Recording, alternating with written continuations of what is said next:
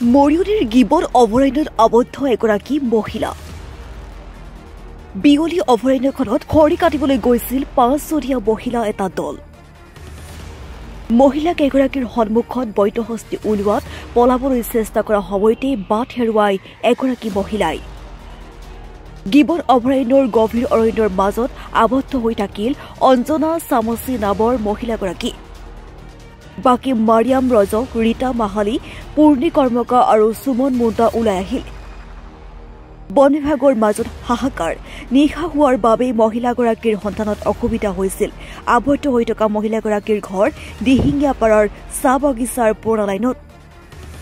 তাৰ কিছু সময়ৰ পিছতেই মৰিয়নি সমষ্টিৰ বিধায়ক ৰূপজ্যোতি কুৰ্মী উপস্থিত হৈ বন বিষয়াৰ সৈতে সাংবাদিকসকলৰ আৰু স্থানীয় ৰাইজক লগত লৈ অভয়াৰণ্যৰ মাজলৈ সোমাই যায় আৰু মহিলাগৰাকীক মৃত অৱস্থাত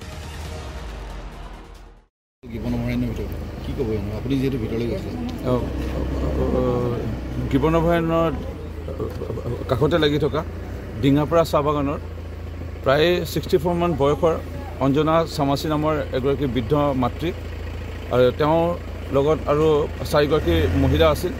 5গৰাকী দুপৰীয়া সময়ত প্ৰৱেশ কৰিছিলে শুকান খৰি অনা লৈ পেলাই, আৰু সন্ধিয়া সময়ত যেতিয়া উভতি আহিছিল 4গৰাকী হাতী শব্দ শুনি উভতি অহা বুলি কয়। স্থানীয় ৰাইজক খবৰ দিয়ে।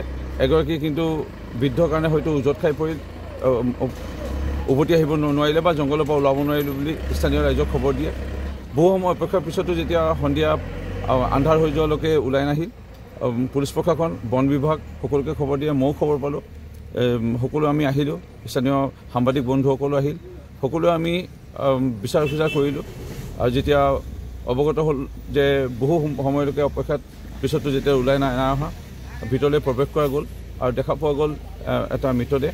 খুব দুখ লগাকৈ হয়তো হাতীয়ে গচকি দিছিল আৰু এনেধৰণে আংশিক অংশহে শৰীৰৰ পোৱা গ'ল। আৰু এই বডি ইতিমধ্যে লৈ অনা হৈছে আৰু পষ্টমৰ্টমৰ কাৰণে যোৱাত চিকিৎসা মহাবিদ্যালয়লৈ পঠোৱা হৈছে। কি কৰিম, কি ক'ম, দুখ লগা দৃশ্য। মাকে যেতিয়া মানে অৰ্ধ অংগসমূহ গোটাইছে, আমিও হাতত যিমান পাৰিছোঁ সকলোৱে সহায় কৰিছোঁ সান্ত্বনা দিবলৈ, আৰু এনেধৰণে মৃতদেহ লৈ আনিছোঁ।